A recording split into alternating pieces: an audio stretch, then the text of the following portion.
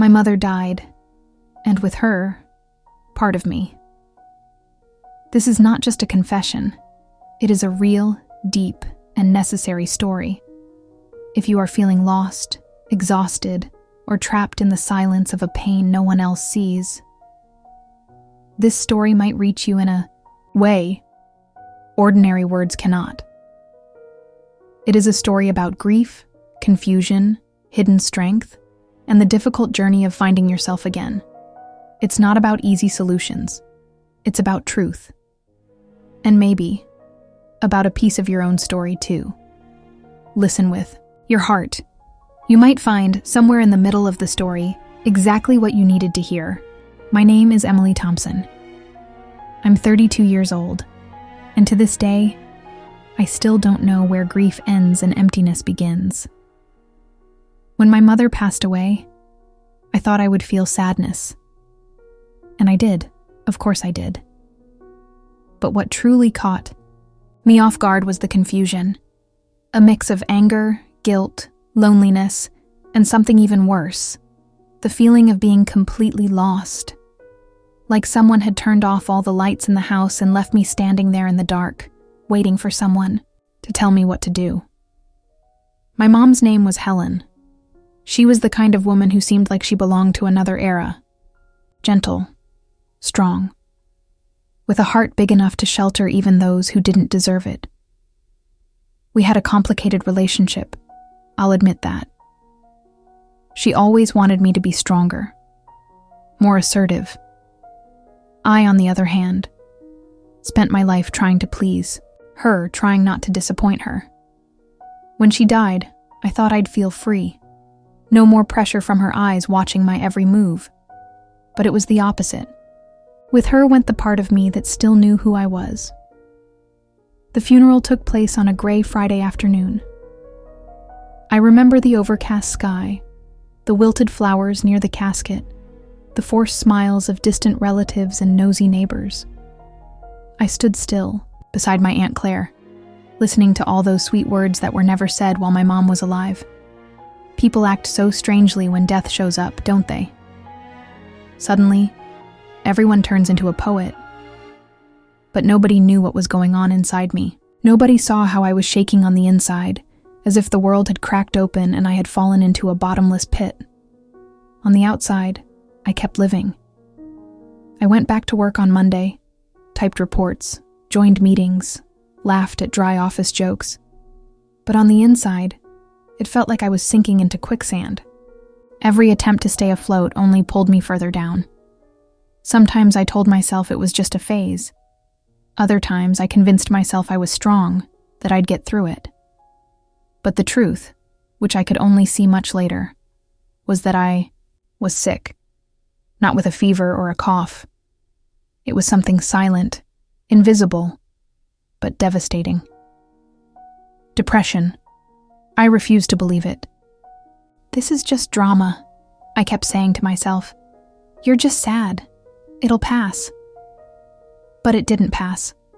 The days got heavier. Mornings got harder. Getting out of bed became an exhausting task. I started avoiding my friends, canceling plans, and when I did answer the phone, I pretended to be busy. I didn't want to talk. I didn't want to see anyone. I just wanted my mom back. And that, I knew, was impossible. The strangest part was that I didn't cry that much, not the way people expect you to. It was like my tears had dried up, like my whole body had gone into standby mode, waiting for time to heal, waiting for the pain to soften. But time didn't do that. Instead, it started eating away at the solid parts of me, my faith, my hope, my desire to keep going. All of it started fading. One afternoon, I sat on the kitchen floor with my head resting against the cabinet, and I stayed there for hours. I didn't do anything. I didn't think about anything. That was when I realized something was very wrong. This wasn't just grief. It felt like I had lost the ability to feel anything but darkness. I was existing, but not living, breathing, but with no purpose. And the worst part, I believed I didn't deserve to feel better. That was when the real battle began, but it wasn't against the world. The battle was against myself, against the voice inside that said I was being dramatic, that I was just weak, and also against the fear of admitting that I needed help. Looking back now, I see that my greatest struggle was understanding what was happening inside me, and accepting that, yes, I was sick. My mother's death wasn't just a loss. It was the trigger for an old, silent pain I'd been carrying for years without realizing. But back then, I didn't know any of that. All I knew was that when she left, part of me left too, and I had no idea how to gather the pieces. If this story is touching you in any way, don't forget to like the video and subscribe to the channel. This simple gesture means a lot to our work and encourages us to keep sharing real, deep, and human stories. Stories that offer comfort, spark reflection, and remind us that no one is truly alone. Thank you so much for being here. Your presence matters, always. After the funeral, people started drifting away. At first, the phone calls came often. Friends checking in, co-workers offering support, neighbors bringing over casseroles with awkward smiles. But as the weeks passed, so did their concern. Life went on for everyone else. And I was stuck. Still wearing the same fake smile. Still answering, "I'm fine," when someone asked how I was doing. Because it's easier to lie than to explain what can't be seen. I remember the first time someone asked me if I had moved on. It had only been 2 months. 2 months since I held her cold hand at the hospital. 2 months since I whispered a final "I love you" and felt the world tilt on its axis. Move on? From what? From losing the woman who gave me life, who held me through every storm, even when she didn't know how. I didn't cry much, even then. Instead, I became numb. I stopped playing music. I stopped watering my plants. I stopped answering my sister's texts. Every day felt like walking through fog. I went to work because I had to. I smiled because I had to. I even said thank you when someone complimented my dress, even though I hadn't done laundry in 2 weeks and had pulled it from the back of my closet that morning in a daze.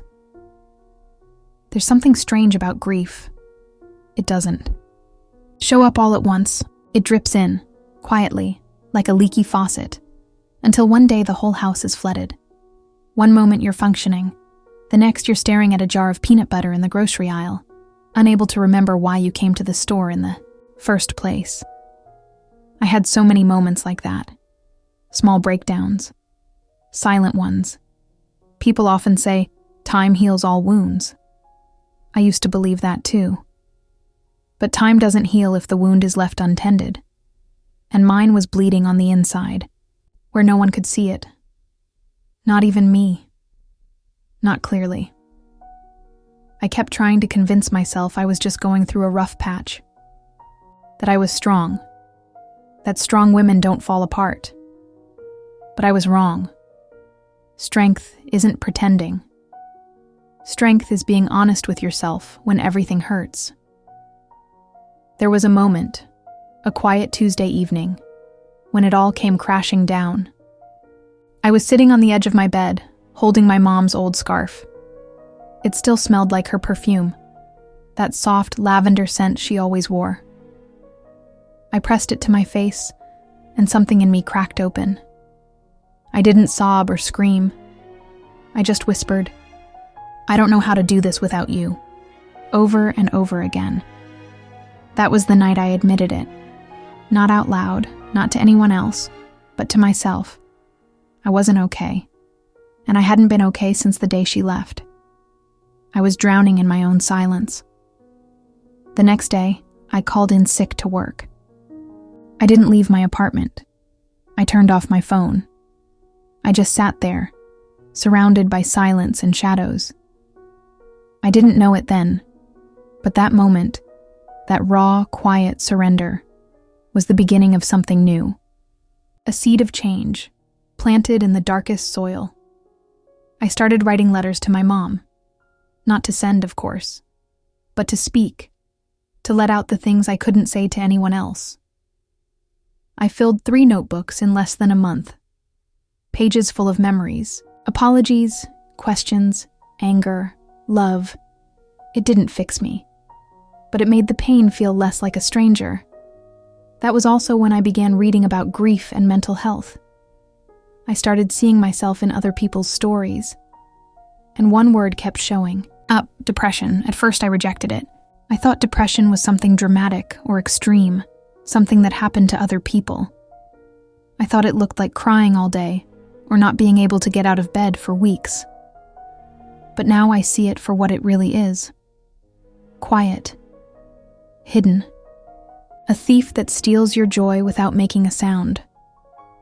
I wasn't weak. I wasn't broken beyond repair. I was grieving, and I was hurting in ways I didn't know how to name. But I was beginning to see the truth. And the truth, even when it hurts, is always the first step toward healing. In the months that followed, I became a stranger to myself. I wasn't the Emily people used to know, the one who always had a to-do list, the one who sent birthday cards on time, the one who never cried at work and always remembered to pack lunch. That version of me felt distant, like a character I used to play in another lifetime. Now my days were blurry. I forgot appointments. I left the stove on.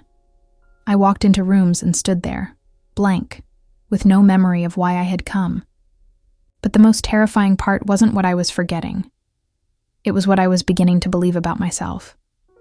I started to think I wasn't enough, not good enough, not strong enough, not lovable enough, and maybe not even worth being. Here. I didn't want to die, but I didn't want to exist like this either. There's a difference, though people rarely talk about it. It's the feeling of being suspended in a life you no longer recognize, waiting for something, anything, to make it meaningful again. I tried to be normal. I really did. I accepted dinner invites, went to my friend Mia's baby shower, even forced myself to go to a coworker's birthday happy hour. But everywhere I went, I felt like I was pretending to be okay while my insides screamed for help. It was like standing in a crowded room and still feeling completely invisible. One evening, I was walking home from work, the sky turning that soft purple just before dusk, when I saw an older woman sitting alone on a bench. She was wearing a coat like my mother's, long, navy blue, with a brooch at the collar. I stopped. I stared. And for a moment, I forgot she was gone. For one brief heartbeat, I thought it was her. That maybe this whole time had been some terrible mistake. But of course, it wasn't. I turned away quickly, blinking back the sting in my eyes. That night, I realized something. I wasn't just mourning the loss of my mother. I was mourning the loss of safety, of identity, of the invisible thread that had always tethered me to something stable. With her gone, I had to face myself, and I didn't know who I was. That same night, I pulled out a photo album from the bottom of my closet. I hadn't touched it since the funeral. I flipped through the pages slowly, one by one. Birthdays, Christmas mornings, first days of school, spontaneous backyard dances. My mom's face was everywhere, smiling, laughing, holding me close. And as I looked at her, I remembered something I hadn't let myself feel in a long time. Love. Real, deep, unconditional love. Not the complicated kind we struggled with as adults. Not the tension-filled conversations or unmet expectations. Just love, in its purest form. She had loved me, even when she was hard on me. Even when I felt like I was never enough. And in that moment, I realized something important. The love hadn't died with her. It lived in the way I made tea the exact way she did. It lived in the way I rubbed my temples when I was stressed, just like she used to. It lived in the way I still hummed her favorite song when I was alone in the kitchen. She was gone, yes, but she was also here, in me, in the quiet habits, in the whispers of memory, in the way my heart still reached for her. That night, I wrote a letter to her that was different from all the others. This one didn't begin with pain or confusion. It began with gratitude. Dear Mom, I miss you. I wish I could talk to you one more time, ask you the things I never dared. But more than anything, I want you to know. I see now. I see the love. I feel it, and I'm holding on to it, even when everything else feels like it's slipping away. That letter was a turning point. Not a miracle, not a cure, but a shift. A seed of healing beginning to take root. I still struggled. I still had dark mornings and long nights. But something was different now. I had begun the journey of finding myself again, piece by fragile piece. And for the first time in a long time, I started to believe that maybe I wasn't as lost as I thought. There's something no one tells you about grief. It reshapes everything. The way you see the world, the way you understand love, even the way you look at yourself in the mirror. I used to see a confident woman in my reflection, someone with plans, with purpose. But for a long time after my mother died, all I saw was a girl searching for something she couldn't name, a shadow of who she once was. The days began blending into one another. I'd go to sleep without knowing what day. It was wake up and feel like I hadn't truly rested in weeks. I was functioning, barely. I went to work, answered emails, nodded in meetings, but inside, I was unraveling slowly, not dramatically, quietly. That's the thing about depression. Sometimes it wears the face of responsibility. It looks like someone who shows up, but doesn't feel anything. I was ashamed to admit I was struggling, especially to my family. My father was still numb with his own pain. My sister, Megan, had thrown herself into activities, volunteering, cooking, running. Everyone was coping in their own way, and I didn't want to be the one who couldn't keep it together. But pretending was exhausting. There's only so long you can wear a mask before it starts to crack. I found myself snapping at people for no reason. I avoided calls. I couldn't stand small talk. I wanted someone, anyone, to look me in the eye and ask, "Are you really okay?" And mean it. Then came the night I almost gave up. Not on life, but on trying to get better. It was a Friday, late. Rain was tapping against the window, and I was sitting on the floor of my bedroom with an untouched cup of tea growing cold beside me. I stared at the wall for what felt like hours. No thoughts, no energy, just a heavy stillness that pressed down on me like a weight I couldn't lift. I didn't cry. I didn't scream. I just felt gone. And that's when I whispered to the darkness, "I need help." Just 3 words, but they changed everything. The next morning, I searched online for a therapist. I didn't tell anyone. I didn't even believe it would help, to be honest. But something in me, some tiny flickering part, knew that staying silent would only deepen the hole I was in. Her name was Dr. Harris. Kind eyes, calm voice, and most importantly, she didn't judge me. She didn't rush me. During our first session, I sat on her couch and said nothing for nearly 15 minutes. I was terrified of being seen too clearly. When I finally spoke, my voice cracked. "I don't know who I am anymore." She nodded gently. "That's okay. We can find her together." And for the first time in months, I believed maybe that was possible. Therapy didn't fix everything overnight. It was slow. Some weeks I left feeling hopeful. Others, I felt like I had reopened wounds I wasn't ready to face. But little by little, I began to untangle the knots inside me. I started understanding that grief and depression had become tangled together, like vines choking the light out of me. Dr. Harris helped me see that it wasn't just the loss of my mother that broke me.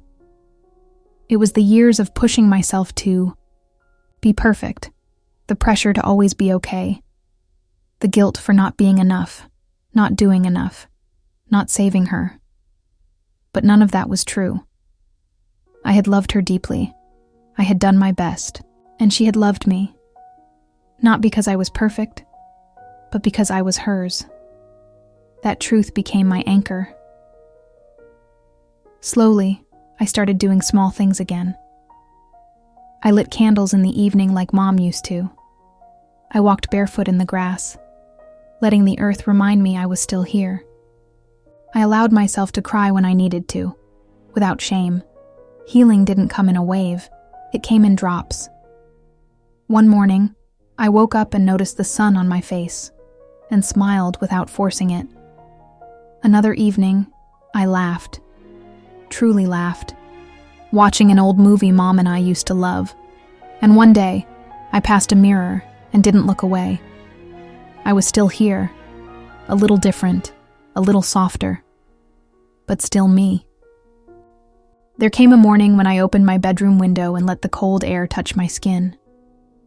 I stood there in my pajamas, with a cup of coffee warming my hands, and just listened to the wind, the birds, the quiet hum of the world continuing on. It wasn't a special day. It wasn't an anniversary or a birthday. It was just a day like any other.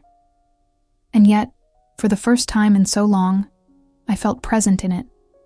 Not numb, not lost, just here. It had taken me months, almost a year, to reach that place. And even then, there were still days when the grief came back, soft and sharp, like the echo of a song I once knew by heart. Sometimes it came when I passed by the lavender aisle at the store.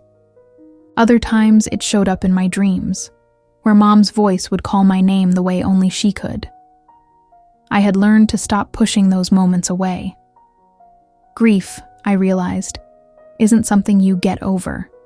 It's something you learn to live with, like a second heartbeat, quieter, but always there. Some days it fades into the background. Other days it's all you hear. And that's okay. What changed wasn't the pain itself. What changed was me. I stopped pretending to be okay all the time. I learned how to say, "I'm not doing well today," and mean it. I let people in. I stopped hiding behind polite smiles. I allowed myself to feel, deeply, openly, even when it was messy. And in that space of truth, something unexpected happened. I started to reconnect with joy. Not the loud fireworks kind of joy, but the quiet kind.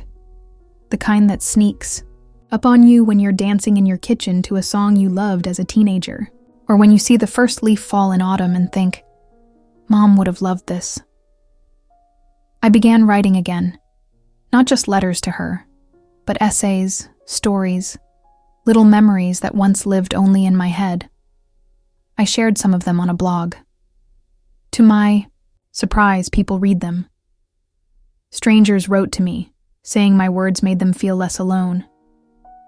One woman wrote, "I lost my mother 5 years ago. I thought I was broken. Your story gave me hope." That's when I understood something important. Our pain isn't just ours. It can be a bridge, a light, a hand reaching out in the dark to someone who's also hurting. And maybe, just maybe, that's why I had to walk through that valley. Not so I could come out untouched, but so I could come out real, changed, stronger in the softest way. Still miss her every day. There are still nights when I close my eyes and hear her voice calling from the hallway of my memory. But now, I don't run from it. I let it in. I sit with it. I let it remind me of who she was, and who I've become because of her. Because my mother didn't just raise me. She gave me a map, one made of love and resilience and truth. And even after her death, I'm still following it. I am not the same person I was before she left. I'm more honest, more patient, more aware of how fragile and beautiful life really is. And even in the silence her absence left behind, I've found a new rhythm, a new voice, my own.